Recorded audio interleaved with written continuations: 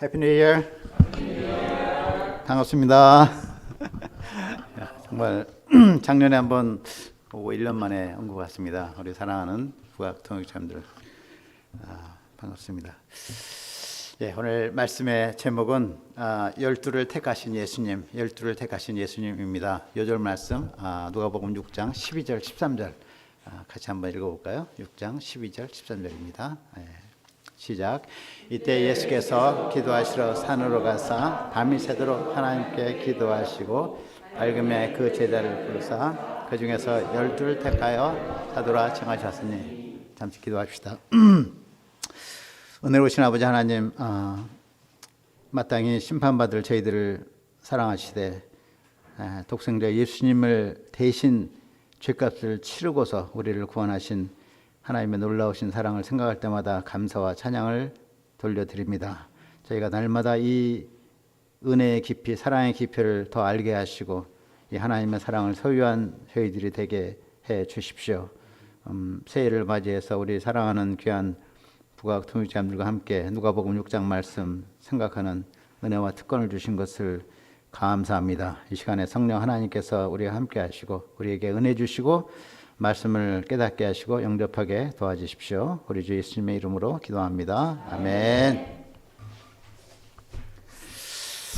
대망의 2022년 새해를 허락하신 하나님께 감사를 드립니다. 이렇게 말씀하면 이렇게 말하는 어떤 분들은 코로나 시대 무슨 대망의 2022년이냐고 이런 분들이 있는데, 우리가 하나님 안에서는 언제나 대망의 새해입니다. 하나님 안에서는 언제나 우리가 큰 꿈을 가질 수 있고 비전을 가질 수가 있습니다.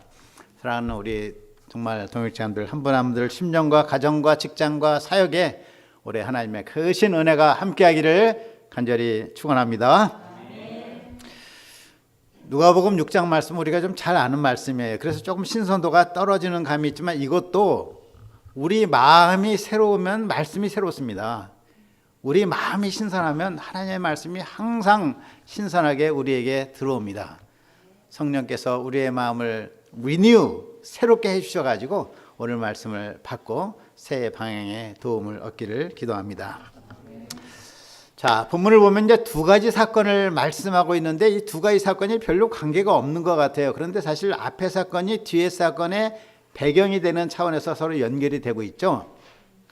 앞의 사건은 이제 안식일에 예수님이 한 오른손 마른 사람을 고치신 사건이고, 뒤의 사건은 예수님이 산에 가서 기도하시고 12사도를 부르신 사건입니다. 자, 근데 오늘 본문에서 읽지는 않았지만은 6장 1절부터 5절을 잠깐 보면은 한번 봅시다. 6장 1절부터 5절이 뭐에 대해서 기록이 되어 있냐면, 예수님과 제자들이 어느 안식일에 밀밭 사이로 지나가다 일어난 사건을 기록하고 있죠.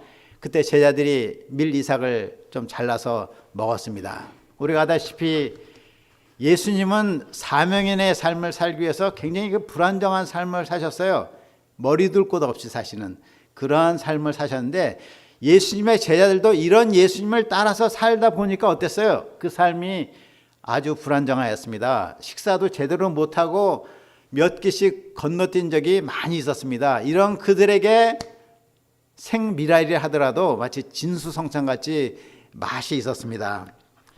이런 그들을 볼 때 우리가 참 긍휼히 여기는 마음이 생기고 어떻게 밥 한 상이라도 잘 차려서 주고 싶은 마음이 드는 것이 인지상정 아니겠습니까? 그런데 종교 지도자들은 어떻게 했냐면 이들을 비판했어요. 어찌하여 안식일에 하지 못할 일을 하느냐? 그 당시 구약 성경에 보면은 하나님께서 그 이스라엘 농부들에게 그 밭에 가장자리에 있는 것들은 추수하지 말라고 하셨어요. 그리고 추수하다가 이렇게 나달이 떨어지지 않습니까? 그 땅에 떨어진 것은 다시 줍지 말라고 하셨어요. 나그네들과 가난한 자들, 고아들, 과부들을 배려한 하나님의 조치였습니다.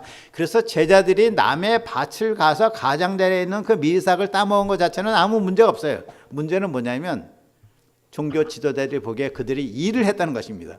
무슨 일을 했어요? 밀이삭을 따은 것은 추수한 것이고 그것을 손으로 비빈 것은 탈곡을 했다는 것입니다. 얼마나 참 사랑이 없고 율법적인 마음 자세입니까? 그들이 종교 지도자로서 이런 마음을 가지고 있었어요. 자, 이 마음이 오늘 본문에 시작하는 배경이 됩니다. 6절을 보면 뭐라고 되어 있냐면, 또 다른 안식일에 예수께서 회당에서 가르치실세 거기 오른손 마른 사람이 있는지라 이렇게 돼 있어요. 또 다른 안식일에 예수님이 회당에서 가르치시는데 거기 오른손 마른 사람이 있었습니다. 유대인들은 안식일에 회당에서 모여서 모임을 했어요. 예배를 드렸죠. 제가 그 유대인들이 어떤 식으로 예배를 드리고 모임을 가지는가를 조사를 해보니까 놀랍게도 우리 주일 예배 드린 순서랑 굉장히 비슷해요. 그런 순서로 그 모임을 했습니다. 거기서 예수님이 말씀을 가르치셨는데 그날 특별한 한 사람이 있었습니다. 누구죠? 오른손 마른 사람이 있다고 성경은 말하고 있습니다. 자, 손이 말랐다는 게 뭐죠? shriveled, 영어로 이렇게 되어 있는데 이 손이 달려있긴 달려있는데 신경이 죽고 근육이 소실되어서 전혀 펑션하지 않는, 사용할 수 없는 그런 상태가 된 것이죠. 특히 오른손은 더 유용한 손인데 오른손을 쓸 수가 없었습니다. 그는 악기를 연주할 수가 없었습니다. 가다가 신발끈이 풀어지면 자기가 혼자 맬 수가 없었어요. 제가 오래전에 어느 제 친구 집에 한번 갔었는데 그의 아버지가 계실 때 제가 악수를 하려고 손을 이렇게 내밀었어요. 그랬더니 이분이 왼손을 내밀더라고요. 제가 왼손에 등을 잡고 악수를 할 수가 없어서 저도 왼손을 내밀어서 악수를 한 적이 있었어요. 나중에 알고 보니까 그분이 6.25 때 팔을 다친 상해 용사셨더라고요. 그래서 의수를 이렇게 차고 계셨어요. 참 그분과 같이 여기 본문에 나온 사람들 참 여러 가지로 불편함과 또 자의식이 있었고 그 당시에는 그 유대인들의 생각이 이런 장애는 어떤 죄와 연관이 있다는 그런 통념이 있었어요. 그래서 아마 이 사람이 무슨 죄 문제가 있나 보다. 사람들은 그렇게 생각하고 본인도 아마 그런 정죄의식을 좀 가졌을 것입니다. 자, 그런데 예수님이 그를 보고 어떻게 여기셨어요? 불쌍히 여기셨어요. 긍휼히 여기셨어요. 그냥 지나쳐도 될 사람을 어떻게든가 도와주고자 하셨습니다. 그런데 종교 지도자들은 어땠습니까? 7절 보니까 서기관들과 바리새인들이 예수를 고발할 증거를 찾으려 하여서 안식일에 병을 고치시는가 엿보니. 전 목사님은 전현환 목사님이 이것을 엿을 보고 있다고 얘기하시는데 그냥 엿봤습니다. 엿을 보니. 그들은 이 한 사람을 수단으로 사용한 것이죠. 미끼를 이용해서 예수님을 잡고자 했습니다. 자, 우리가 여기서 한 가지 알 것은 사람은 아무리 연약하고 그 불쌍하게 보이더라도 사람은 천하보다 귀한 생명 아닙니까? 왜 그렇죠? 하나님의 형상대로 지음받았기 때문이에요. 우리가 무슨 역사를 섬기든 엄청나게 역사를 섬기든 말든 가장 중요한 가치관, 이것은 한 생명을 천하보다 귀하게 여기는 것입니다. 사람을 절대로 수단화하면 안 돼요. 사람은 그 자체가 목적이요 우리의 섬김의 대상입니다. 우리가 때로는 역사 가운데 이 기도 제목으로 숫자를 많이 제시해요. 12명 제자 양성, 100명 주일 예배, 10,000명의 성경 선생. 이 숫자를 제시하는 건 중요합니다. 숫자가 없으면 기도가 막연해. 어떻게 기도할지 몰라. 그런데 숫자를 너무 강조하다 보면 사람의 중요성을 잃어버릴 수가 있어요. 그러므로 우리가 숫자를 제시할 때는 그런 부작용이 있을 수 있음을 염두에 두는 것이 필요합니다. 자, 8절을 보니까 예수님이 그 종교 지도자들의 마음과 그 음흉한 괴계를 아셨어요. 그래서 예수님이 그 사람에게 이렇게 말씀하실 수 있었습니다. 오늘은 안식일입니다. 그러니까 내일 제 사무실로 오세요. 또는 오늘 저 모임 끝나고 저 뒤에서 코너에서 잠깐 봅시다. 이렇게 얘기할 수 있으셨는데 예수님은 도리어 뭐라고 하셨냐면 한가운데 서라 하셨어요. 한가운데 서라. 모든 사람이 볼 수 있도록 도리어 그들의 문제에 도전하신 것이죠. 그리고 9절에 보면 예수님이 종교 지도자들에게 말씀하십니다. 안식일에 선을 행하는 것이 옳으냐 악을 행하는 것이 옳으냐, 생명을 살리는 것이 옳으냐 죽이는 것이 옳으냐. 예수님은 그들의 죄 문제에 도전하셨습니다. 유대인들의 관념은 안식일에 대해서 그냥 안식일은 아무 일도 하지 말아야 된다. 육신적인 일을 쉬어야 된다. 그래서 쉼을 얻는 날이다. 안식하는 날이다. 이렇게 생각했습니다. 그런데 예수님의 말씀을 보니까 뭐예요? 예수님은 안식일에 대한 정의가 아무 일도 하지 않음으로써 쉬는 날이 아니라 선을 행하고 생명을 살리는 일을 함으로써 쉬는 날이다. 이런 말이죠. 그렇지 않습니까? 이렇게 선을 행하고 생명을 살릴 때 그 사람이 나음을 받아서 참 안식을 누리게 되고 그 일을 행한 사람도 그 마음의 즐거움과 기쁨이 있어서 참 안식을 누리는 것입니다. 10절을 보니까 예수님은 주위를 둘러보시고 말씀하십니다. 내 손을 내밀라. 와, 놀라운 말씀이죠. 아니 그 사람의 손이 이렇게 작동하지 않은 상태로 10여 년, 20년을 이렇게 붙어 있기만 하는데 그 손을 어떻게 내밀 수 있습니까? 더 놀라운 것은 그 사람이 예수님의 말씀에 순종해서 손을 내밀어요. 손을 내미는데 쫙 손이 펴졌어요. 한 번만 펴진 것이 아니라 폈다 당겼다 올렸다 내렸다 뒤로 앞으로 막 돌리는데 완전히 회복이 된 것입니다. Praise God! 예수님의 치유 사역을 볼 수 있죠. 예수님은 치유의 권능되십니다. 자, 우리가 해서 성경적 사역, 성경적 치유, 예수님의 치유는 두 가지 특징이 있어요. 성경에 나타나는 모든 치유가 그렇습니다. 첫째는 즉각적으로 나타나는 거예요. 즉각적으로. 시간이 좀 걸리는 게 아니라 즉각적으로 나타나고, 두 번째는 완벽한 치유예요. 조금 나아지고 조금 나아지는 느낌이 드는 이런 거 아니고 완전히 낫는, 이것이 성경적인 치유입니다. 이런 예수님은 누구십니까? 정말 이 기록이 이렇게 돼 있지만 우리 눈앞에 지금 이 자리에서 예수님이 이렇게 일을 하신다면 우리가 이 예수님을 어떻게 받아들여야 됩니까? 이 예수님은 누구세요? 창조주 하나님이시죠. 없는 것을 만드시는, 무에서 유를 만드시는 창조주 하나님이시죠. 우리의 진정한 그리스도가 되십니다. 그래서 골로새서 1장 16절 17절을 보면 예수님에 대해서 놀라운 선언이 있어요. 우리가 그건 읽고 지나갈 때가 있는데, 골로새서 1장 16절 17절을 보면 이렇게 되어 있습니다. 만물이 그에게서 창조됐다고 했어요. 만물이 그에게서 창조되되 하늘이나 땅에서나 보이는 것과 보이지 않는 것들과 왕권들이나 권세자들이나 통치자들이나 주권들이나 다 만물이 그로 말미암았다가 되어 있어요. 보이는 것들, 보이지 않는 것들, 혹은 왕권들이나 주권들이나 통치자들이나 권세들이나 만물이 다 그로 말미암다. 예수님으로 말미암아 만물이 만들어졌다는 것입니다. 또 그를 위하여 창조되었고, 놀랍지 않습니까? 만물의 존재 목적, 우리가 보는 모든 세상, 우리 자신의 존재 목적도 그를 위하여 창조가 되었어요. 예수님이 우리의 창조 목적, 인생 목적입니다. 또 그가 만물보다 먼저 계시며, 예수님은 만물보다 선지하신 분이고 만물이 그 안에 함께 섰느니라. 만물이 그 안에 함께 섰어요. 이게 무슨 말이냐면 예수님이 지금도 만물이 존재하도록 붙들고 계신다는 말이에요. 예수님이 끈을 붙들고 계심으로 인해서 만물이 존재하고 우리가 숨쉬며 기동을 하고 있는 것입니다. 예수님의 눈길이 우리에게 항상 있어요. 그래서 예수님의 눈길이 싹 없어지면 탁 하고 우리는 사라집니다. 예수님은 만물을 만드신 분이요, 만물이 그를 위해 창조된 분이요, 지금도 만물을 유지하시는 엄청 어마무시한 분인데, 이 예수님이 또 한 사람, 이 사람을 이렇게 긍휼히 여기시고 그를 낫게끔 하시는 사랑의 목자가 되십니다. 예수님의 이 치유 사역은 사실은 하나의 예표, 그림자, 하나의 사인입니다. 무슨 사인이에요? 예수님이 안식일의 주인이시오, 우리에게 참 안식을 주시는 분이라는 겁니다. 참 안식이 무엇입니까? 참 안식은 우리의 영혼의 구원이에요. 우리 영혼의 영원한 구원, 이것이 우리의 진정한 안식 아닙니까? 예수님은 우리에게 이러한 참 안식을 주시는 안식일의 주인이 되십니다.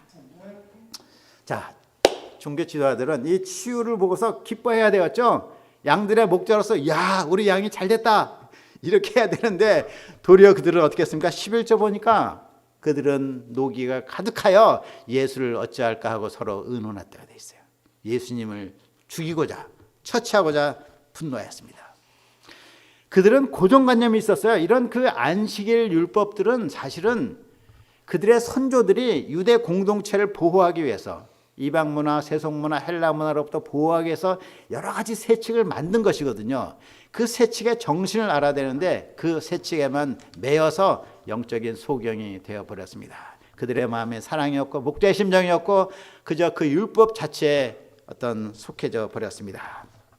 이런 사람들이 백성들의 목자로서 그 당시 있었으니 백성들이 얼마나 힘들었겠습니까? 그들은 목자 없는 양같이 방황하는 사람들이었고 그 시대는 참으로 어두운 시대, 암울한 그런 시대였습니다. 자, 이것이 첫 번째 사건이고 이것이 두 번째 사건의 배경이 됩니다. 이러한 시대에 예수님이 무엇을 하셨습니까?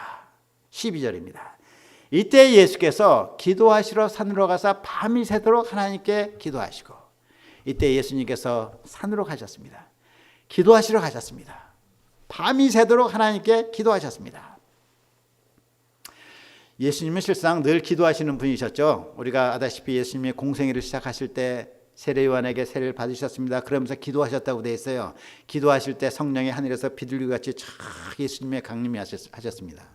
그러고 나서 바로 예수님은 광야로 가셔서 40일간 금식 기도를 하시면서 마귀와 싸움을 싸우셨어요. 그리고 나서도 우리가 예수님에 대한 기록을 보면은 예수님은 큰 역사를 섬기시고서 항상 한적한 곳, 조용한 곳으로 가셔서 기도하셨습니다. 자, 근데 이번은 조금 더 특이한 기도입니다. 예전의 기도는 기도를 통해서 하나님과의 영적인 교제라고 힘을 덧입는 그런 기도였다면, 이번에는 영적인 방향을 구하는, 정말 절박한 시대에 이 시대를 어떻게 섬겨야 될 것인가 하는 하나님의 방향을 구하는 간절한 기도 제목을 가지고 기도하시러 가셨습니다. 밤새 기도하셨어요. 요즘 날이 춥지만 우리가 밤에 따뜻한 이불을 덮고 잠을 자고 아침에 탁 일어나면 밤이 뭐 그렇게 추운지 뭐 긴지 잘 몰라요. 저는 예전에 군에 있을 때 철원 근처에서 중부전선에서 근무를 했는데, 거기 굉장히 겨울에 20도, 25도 마이너스 이렇게 내려가요. 엄청 추운 곳인데 보초를 쓸어 나가면, 보초가 두 가지가 있어요. 우리 형제형제님도 아다시피 내무반에서 쓰는 사람이 있지만 외곽보초라고 해서 저기 탄약고 같은 데 가서 근무하는 게 있어요. 그런 데 가서 한 두세 시간씩 서 있으면 얼마나 그냥 추운지 발을 동동동 굴리고 1분 가는 것이 1시간 가는 것 같아요. 그러다가 아침에 탁 떠오르면 어떻습니까? 이야, 해가 올랐구나. 그 따스함을 느끼면서 그 환희와 감격을 지금도 잊을 수가 없습니다. 예수님은 이런 밤새도록 산 이슬을 무릅쓰고 밤에서 기도하셨습니다. 무엇을 위해 기도했을까요? 본문에 물론 자세하게 설명이 되어 있지 않습니다. 그러나 우리가 충분히 추정할 수 있는 것이, 예수님은 바로 그 시대를 위해서, 그 시대 문제를 위해서 기도하셨습니다. 예수님은 기도하신 중에 무엇을 깨달으셨을까요? 이 시대의 문제는 종교 지도자들이 타락한 문제가 아니다. 제사장 제도가 잘못된 것이 아니다. 이 모든 문제는 이런 종교 지도자들의 배후에 역사하는 사탄 마귀의 역사라는 것이죠. 이것은 영적인 싸움이라는 것이죠. 그래서 제사장들을 회개시키거나 제도를 개혁하는 데 몰입하지 않으시고, 예수님은 그 시대를 섬길, 영적인 싸움을 오고 가는 세대에 섬길 수 있는 제자들, 사도들을 양성하시고자 방향을 잡으셨습니다. 그래서 어떻게 하셨습니까? 13절, 밝음에 그 제자들을 부르사 그 중에서 12를 택하여 사도라 칭하셨다. 날이 밝았습니다. 그 중에서 12를 택하셨습니다. 그래서 그들을 사도라고 칭하셨습니다. 여기서 그들은 같이 산에 올라갔던 제자들이죠. 그 수가 얼마인지 우리가 알 수가 없습니다. 그런데 학자들은 말하기를 한 70명쯤 되지 않았을까 이렇게 봅니다. 그 중에서 12를 택하신 것이죠. 예수님은 어떤 기준으로 제자들을 택하셨을까요? 마가복음 3장 13절에 보면 이렇게 나옵니다. 또 산에 오르사 자기가 원하는 자들을 부르시니 나아온지라. 예수님이 원하는 자들을 12를 부르셨어요. 예수님이 원하셨다고 해서 그저 그때 즉흥적으로 기분에 따라서 이렇게 부르신 것이 아니고, 그동안 같이 있으면서 눈여겨보시고 사도로 키울 만한 사람들을 부르셨다는 것입니다. 예수님의 일방적인 주권하에 부르셨습니다. 그들을 사도라고 칭하셨어요. Designated Apostles. 그들은 아직 사도의 수준이 아니지만 사도라고 먼저 임명장을 주신 것이죠. 사도라는 것은 우리가 아다시피 아포스톨로스라고 해서 원어로 되어 있는데 보내심을 받은 자라는 뜻입니다. 즉 사도들은 예수님이 택하셔서 친히 복음을 전하기 위해서 보내신 자들이에요. 이 사도들은 예수님 당시에만 있는 사람들입니다. 지금은 사도가 없어요. 뭐 신사도 운동이라 막 그런데 신사도 없습니다. 예수님 당시에만 있던 예수님이 보내신 사람들이 사도입니다. 왜 이런 사도가 필요할까요? 그것은 예수님은 육신을 입고 이 땅에 오셔가지고 이 땅에 영원히 계실 수가 없어요. 이 땅에서 십자가와 부활의 복음을 완성하시고 하나님께로 가셔야 되었습니다. 그리고 그 완성된 복음, 그것을 듣고 믿음으로 구원을 얻을 그 복음을 전할 사람들이 필요한 것이에요. 예수님은 그 복음 전파자들로 12 사도를 부르신 것입니다. 사도라 칭하셨지만 아직 그들은 사도 수준이 영 아니었죠. 너무나 부족한 사람들이었습니다. 우리가 아는 정보로는 그들 12명 중에 처음 4명은 어부 출신이었습니다. 나머지 8명 중에서 마태라는 사람은 세리였다는 것은 알고 있지만 그 나머지 7명은 무슨 직업을 가진 사람들인지 나이가 몇인지 어느 지방 출신인지 몰라요. 우리가 아는 다른 정보는 수제자 베드로는 다혈질적인 사람이요, 빅마우스로 하였고 말은 크게 해도 행실이 잘 안 따라가는, 예수님을 죽기까지 따르겠다가 해놓고 3번이나 부인한 사람이라는 것. 가룟 유다는 예수님을 30여 판 사람이라는 것. 모든 제자들이 예수님이 십자가에 달리실 때 사도 요한을 빼고는 다 도망갔다는 것. 이런 걸 우리가 알고 있어요. 그들은 한마디로 허물지고 연약하고 부족한, 그러나 평범한 그런 사람들이었습니다. 예수님은 막 탁월한 인간적인 능력 있는 사람, 이런 사람을 택하셔야 될 것 같은데 그렇지 않고 도리어 연약하고 허물지고 부족한 이런 사람들을 택하셨어요. 왜 그랬을까요? 그것이 바로 하나님이 사람을 택하시는 원칙이기 때문에 그렇습니다. 우리가 생각하기에는 하나님이 막 엑셀런트한 사람 세울 것 같지만 그렇지 않아요. 평범한 사람, 부족한 사람들 세우셔서 그들을 키우십니다. 사도 바울이 고린도전서 1장 26절부터 29절을 보면 고린도 성도들에 이렇게 말해요. 형제들아 너희 부르심을 보라. 육체를 따라 지혜로운 자가 많지 않고 능한 자가 많지 않고 문벌 좋은 자가 많지 아니하도다. 너희들 보라는 거예요. 지혜롭고 능한 자, 문벌 좋은 자 거의 없다는 겁니다. 하나님께서 세상에 미련한 것들 택하여 지혜로운 자를 부끄럽게 하시고 약한 자를 택하여 강한 자를 부끄럽게 하시고 하나님께서 세상에 천한 것들, 멸시받는 것, 없는 것을 택하여 있는 것을 폐하시며 이와 같이 하시면 아무 육체라도 하나님 앞에서 자랑하지 못하게 하려 하심이라. 하나님께서 아무도 하나님 앞에서 자랑하지 못하도록 하시기 위해서 연약한 자, 부족한 자, 이런 사람들을 들어서 쓰시는 것입니다. 누가복음 7장에 보면 한 백부장이 나와요. 그 백부장의 믿음을 예수님이 칭찬하시는데 뭐라고 칭찬하세요? Such a great faith. 이스라엘 중에서 이만한 믿음을 본 적이 없노라. 와, 믿음의 챔피언이었습니다. 그는 백부장으로 탁월한 사람이며 성공한 사람이었습니다. 그런 사람을 부르지 않으세요. 예수님의 이선 제자들이 많이 있었습니다. 아리마대 요셉이나 니고데모는 이미 공회원들이요, 인텔리전트한 사람들이요, 부자들이었어요. 그런 사람들 택하지 않으셨어요. 예루살렘 교수들을 쫓아가며 택하지 않으셨어요. 예수님은 부족하나마 평범한 사람, 허물진 사람을 부르셨습니다. 2가지 이유. 첫째, 무엇입니까? 사도로 부르심 받은 것이 사람의 능력이나 노력에 달려있지 않고 예수님에게 달려있다는 것입니다. 2번째는 그와 같이 허물지고 부족한 삶을 산 사람들이 그런 사람들을 이해하고 섬기는 목자가 될 수 있기 때문입니다. 예수님의 사도 양성의 내적인 목표는 무엇이냐면, 외적으로는 복음 전파지만 내적인 목표는 무엇이냐면 예수님과 같이 한손 마른 자를 불쌍히 여겨서 자기 목숨도 내줄 수 있는 사람을 키우는 것입니다. 그럼 12이 누굽니까? 14절부터 16절에 되어 있죠. 2명씩 6쌍이 되어 있어요. 곧 베드로라고 이름을 주신 시몬과 그의 동생 안드레와 야고보와 요한과 빌립과 바돌로메와 마테와 도마와 그리고 알페의 아들 야고보와 셀롯이라는 시몬과 그리고 야고보의 아들 유다와 예수를 파는 자들 가롯 유다라. 12명 이름이 딱 적시가 되어 있는데 그 중에서 베드로에게만 특별한 수식어가 붙어요. 시몬에게만 베드로라고 이름을 주신 시몬. 예수님은 12 제자 중에서도 시몬을 특별히 집중해서 수제자로 키우시는 것이죠.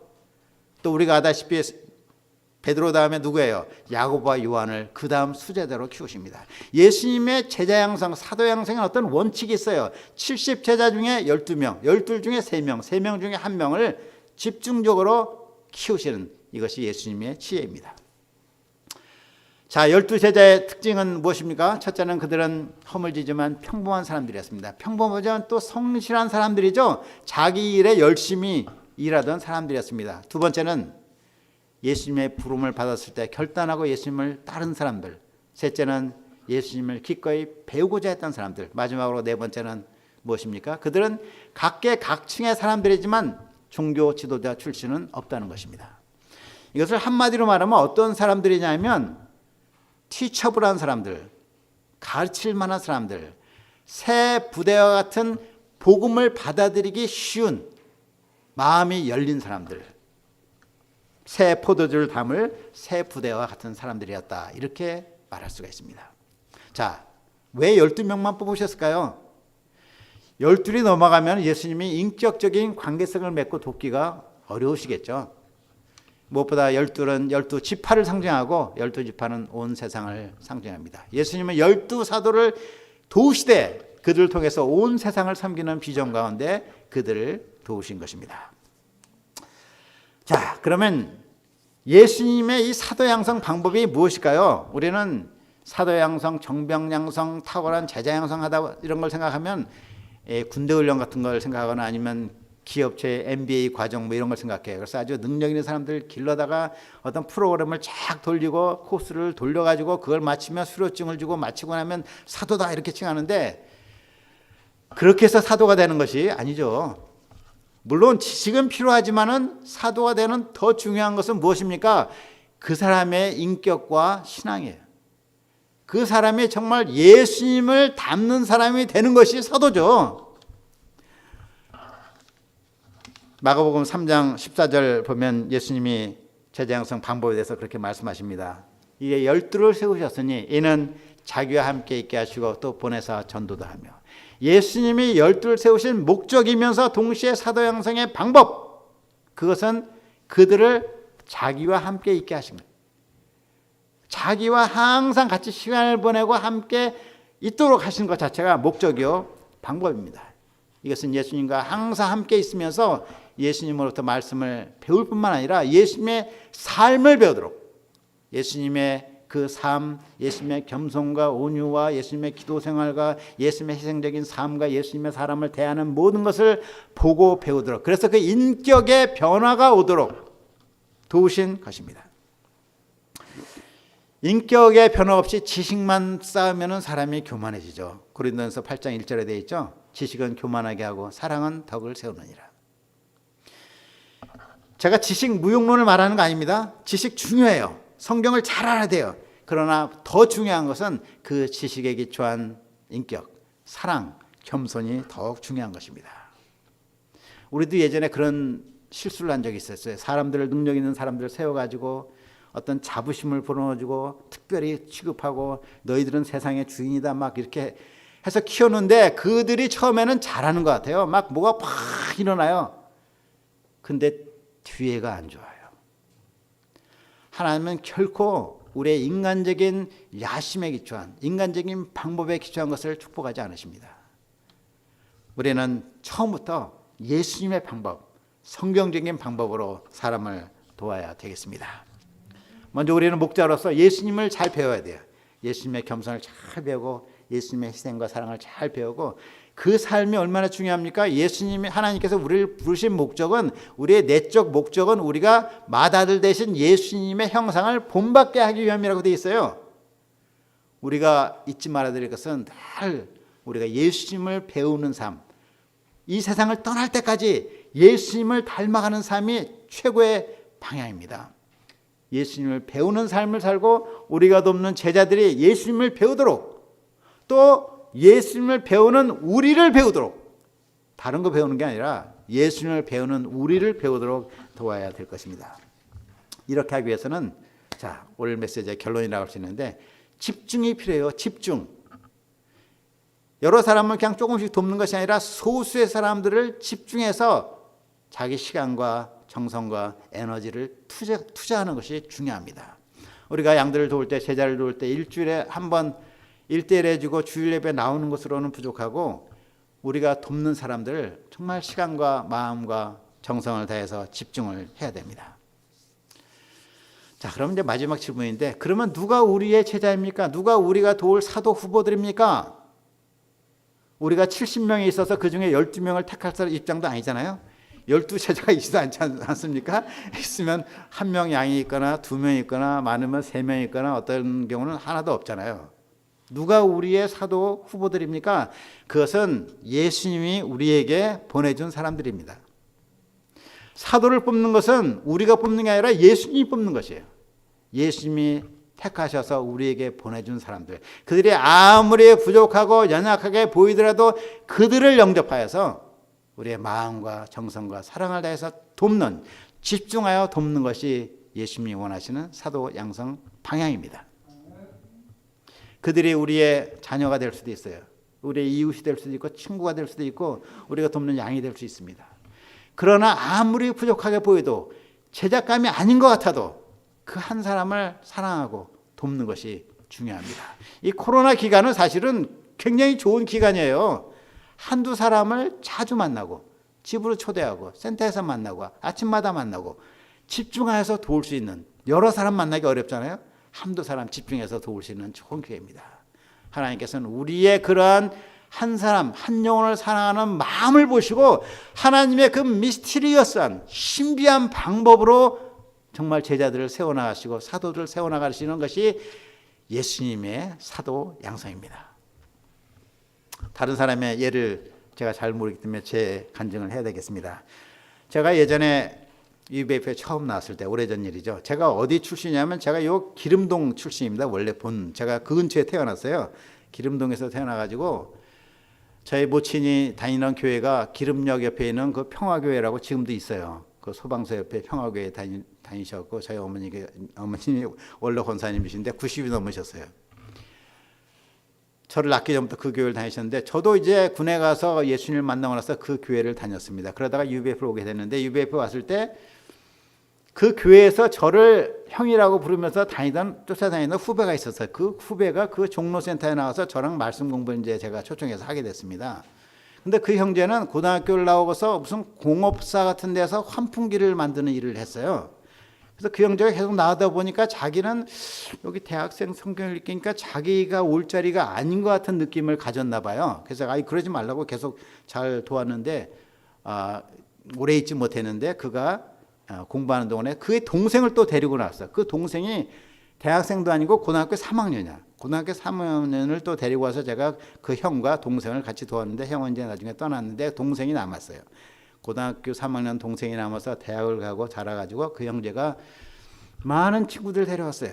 그 친구들이 UBF에 남아서 미국 선교사도 되고 아프리카 선교사도 되고 그 형제는 또 관악산배 지금 시니어 목자가 되고 그 맺은 여러 열매 중에 또 한 명이 우리 북악의 윤만관 목사님입니다. 하나님이 사도들을 하나님이 세우시는 거지 우리가 세우는 게 아니에요. 우리는 보내주신 사람, 연약한 사람을 돕는 그것이 사도 양성입니다. 제가 영국에 갔을 때도 처음에 저는 큰 비전을 갖고 왔어요. 저는 조금 이게 대망이 있었기 때문에 2년 내에 영국 목자들 내가 세우겠다. 그러고 갔는데 양들아 기다려라 목자가 간다. 딱 갔는데 영국 목자들이 영국 형제들이 누가 저한테 공부하겠어요. 제가 영어를 잘합니까? 키가 큽니까?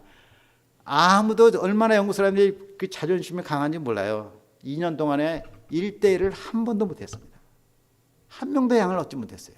근데 그동안에 누가 있었냐면 인도에서 온 한 형제가 있었어요. 다니엘이라고 이름을 주었는데 그 형제가 영국에 영어 공부하러 했다가 그냥 눌러 앉아갖고 불법 체류가 됐어요. 갈 데가 없는 형제예요. 그 형제를 1대1을 가르치고 거기를 하느라 시간을 많이 보내고 섬겼습니다. 2년 동안 했는데 그 형제가 영국의 조상 이안 목자를 피싱했어요. 그리고 그 이안 목자를 통해서 폴, 데런, 제임스, 루이스, 로니 여러 목자들이 줄줄줄 나오게 된 거예요. 저는 다니엘 한 사람 도왔는데 하나님께서 그 마음을 받으시고 그렇게 역사하신 것을 보게 된 것입니다. 우리가 사도 형상 막 거창한 표가 아니라 우리에게 보내주신 연약한 사람, 우리에게 2세도 될 수 있고 친구 될 수 있고 이웃도 될 수 있고 연약하게 보이는 형제라 할지라도 자매라 할지라도 이런 사람을 집중으로 도울 때 하나님의 축복을 하십니다. 3주 전에 영국에서 성탄 예배가 있었는데 약 60명 정도가 주일 예배에 참석하고 그중에 옥스포드 학생들이 6명이 참석을 했습니다. 하나님께서 친히 이루신 역사를 보게 되고 하나님께 감사를 드립니다. 우리가 아까 말씀드렸듯이 사도행전의 내적인 방향은 우리 자신이 예수님과 같이 한 사람을 불쌍히 여기는, 한 손 마른 자를 목숨을 다해 섬기시는 그런 사람들이 되는 것이고, 그런 사람들을 길러내는 것이 사도행전의 목표입니다. 17절을 보면 예수님이 평지에 내려오십니다. 예수님은 제자들 데리고 산으로 가셔서 3년간 지식을 전달하는 교육을 하지 않으시고 실제적인 삶의 현장에 오셔가지고 예수님이 사람들을 돕는 것을 보게 하시고 그들로 하여금 사도로 성장하게 하십니다. 사도에게는 두 가지가 있어야 됩니다. 첫째는 지식입니다. 성경에 대한 지식, 말씀에 대한 지식, 예수님을 아는 지식이 필요합니다. 사도행전 2장에 보면 오순절 성령 강림이 있는데 베드로가 이때 일어나서 설교를 하죠. 이들이 취했다 그러니까 아침 9시에 무슨 술이냐 하면서 설교를 하는데 그 설교를 듣고 3,000명이 회개하는 역사가 있어요. 그 3,000명이 회개했다는 것보다도 그 베드로의 설교를 한번 여러분들이 보시면은, 와, 베드로가 이렇게 성경을 잘 알아?